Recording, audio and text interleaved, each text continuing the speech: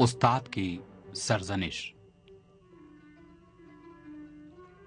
Ayatollah Syed Jawad आमिली मशहूर फकीह हो गुजरे हैं। एक रात वो रात का खाना खा रहे थे कि दरवाजे पर दस्तक हुई।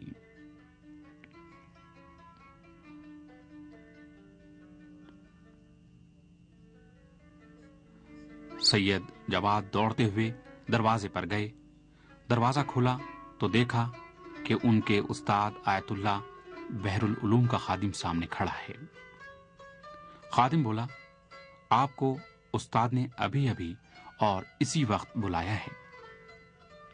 खाना उनके सामने पड़ा था।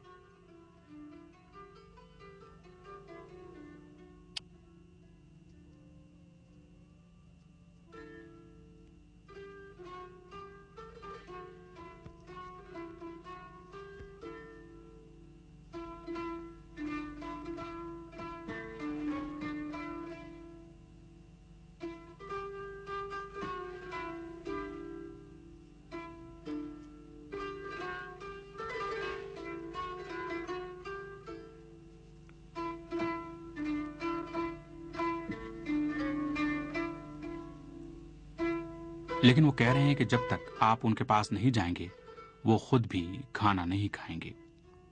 सैयद जवाद एक लम्हे भी देर किए बगैर आयतुल्लाह बहरुल उलूम के घर चले गए।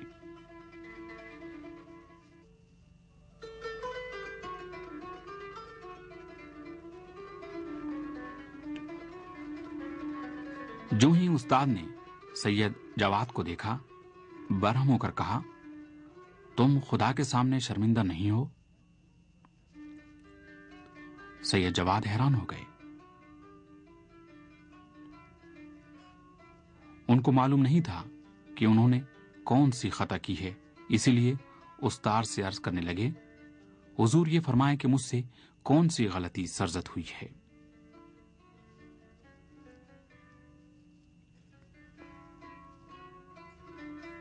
उस्ताद ने कहा, तुम्हारे फलां हमसाए ने 7 दिनों से खाना नहीं खाया है। वो इस दौरान परचून वाले से उधार में खुरमाए जाहिदी लेता रहा है और आज से दुकानदार ने भी उसे उधार देना बंद कर दिया है।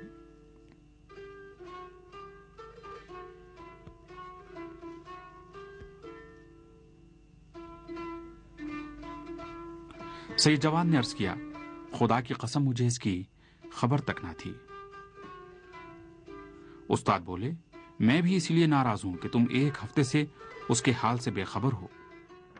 ये कहकर आयतुल्लाह बहरुल उलूम ने सैयद जवाद को कुछ पैसे दिए और कहा, ये पैसे ले जाकर उस गरीब शख्स को दो और खादिम भी खाना लेकर तुम्हारे साथ जाएगा।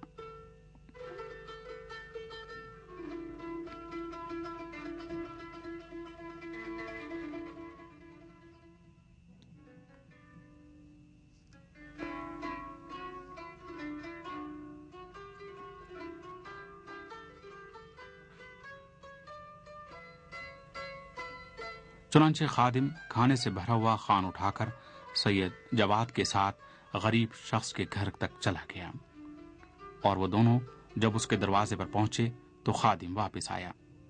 सैयद जवाद इजाजत लेकर घर में दाखिल हो गए।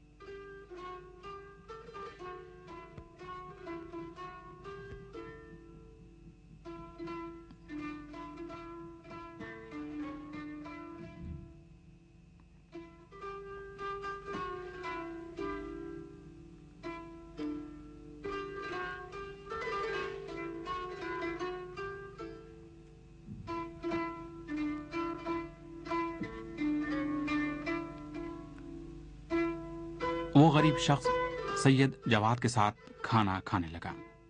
अभी एक लुकमा ही उसने उठाया था कि हाथ रोककर बोला, ये खाना किसी अरब के हाथों का पक्का हुआ नहीं लगता।